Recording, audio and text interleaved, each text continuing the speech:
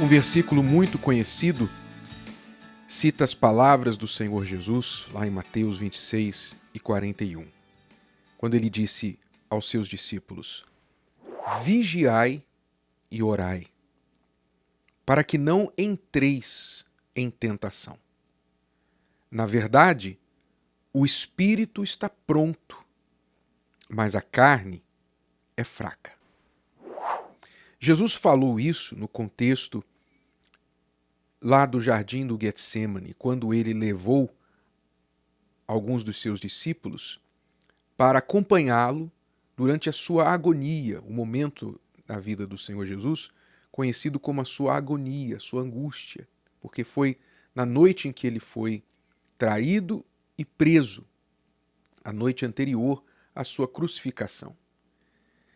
E ele, levando os discípulos para acompanhá-lo, a sua alma estava cheia de tristeza até a morte, e ele pediu ali aquele apoio dos seus discípulos, porque Jesus, vamos lembrar, estava aqui em carne, ele estava aqui como homem, e ele sentia a apreensão de tudo que estava para acontecer, não só o seu físico, como também no espiritual, no campo espiritual. Era uma batalha que já tinha começado ali naquela noite.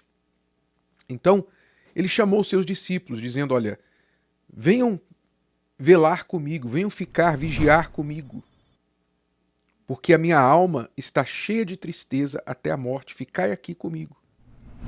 Então, os discípulos eram supostos a estarem ali vigiando, guardando.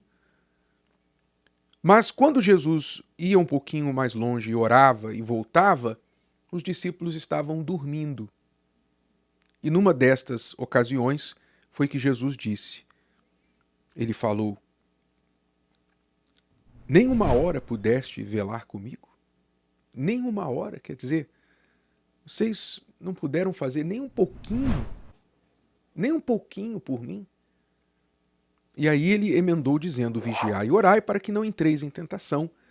Na verdade, o espírito está pronto, mas a carne é fraca. Então nós temos aqui muitas lições práticas para o nosso dia a dia sobre como nós devemos lidar com a vida, com as tentações, com os problemas, com a nossa carne, com as coisas que nos cercam e nos ameaçam. Aqui estão lições para você, para mim, para toda a nossa vida. Primeira coisa que nós aprendemos aqui é a importância do vigiar. O vigiar, juntamente com o orar, que é colocado estrategicamente até antes do orar, fala de uma necessidade de estar de prontidão, como uma sentinela, como um vigia, como uma pessoa que está guardando algo, precisa estar em constante atenção. Nós também precisamos manter o nosso espírito assim, em constante estado de vigília, de alerta, atenção com respeito aos ataques espirituais. Ele disse: vigiai e orai para que não entreis em tentação. Ou seja, a tentação é muito sorrateira. A todo momento nós estamos sendo tentados, seja com os olhos, com os pensamentos de pensar algo ruim, seja no lugar que nós estamos, no ambiente, pelo coração de sentir um sentimento ruim contra alguém. Todos nós estamos sendo rodeados por oportunidade de tentação o tempo todo. Até mesmo o momento de paz é um momento de tentação. Nós falamos aqui recentemente como que na época da paz, dos 40 anos de sossego, na época de Gideão, que antecederam a época de Gideão, foi que o povo, com aquela ociosidade, com aquela tranquilidade toda, aquela prosperidade toda, se meteu a buscar outros deuses. Ou seja, na ociosidade, no sossego, na fartura, eles foram inventar. Isso acontece muito com os ricos, com as pessoas ricas. E não só com o rico, pobre também, mas normalmente o pobre ele tem que se ocupar com o que ele vai comer. Isso, de certa forma, é bom porque ele está ocupado, né? A sua mente está ocupada, eu tenho que pagar minhas contas, tenho que comer e etc. Então isso já ocupa.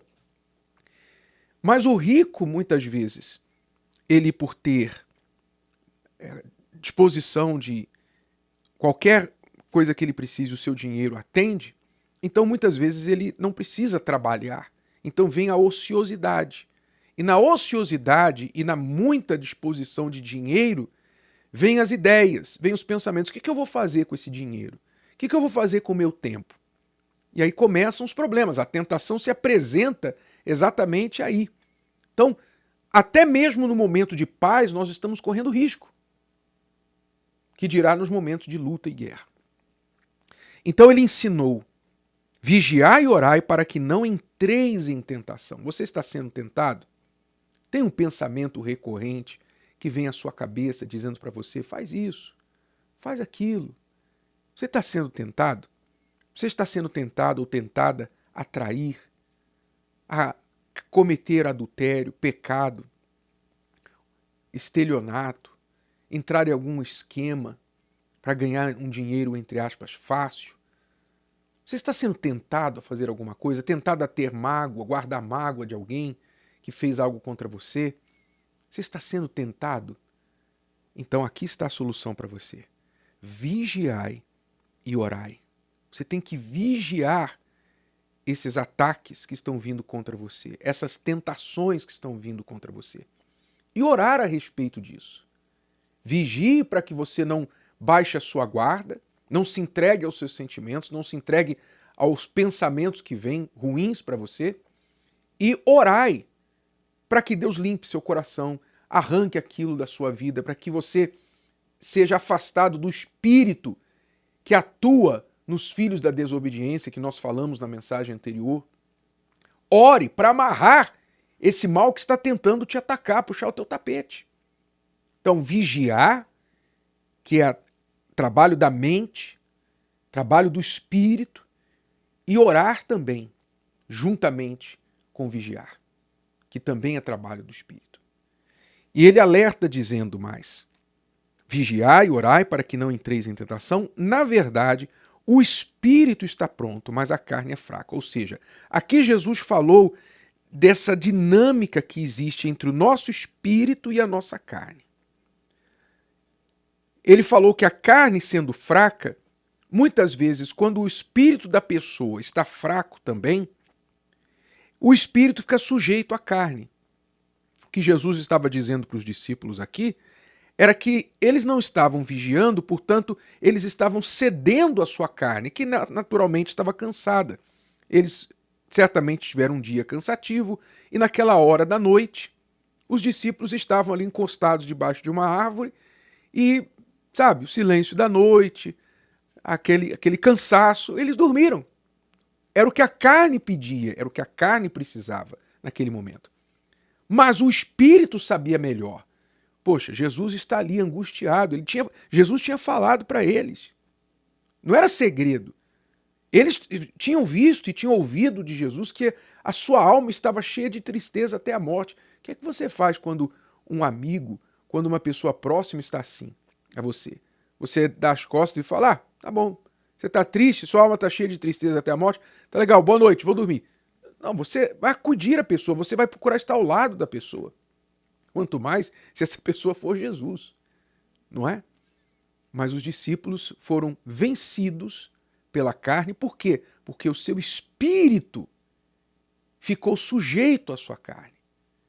E é isso que você tem que entender sobre essa dinâmica da carne e do espírito. A carne, ela é fraca. A carne cansa, a carne pede coisas, não é?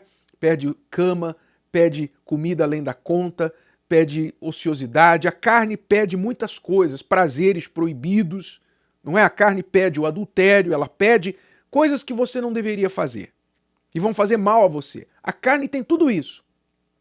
Por isso Deus nos deu um espírito para dominar, para governar a nossa carne e não sermos governados por ela.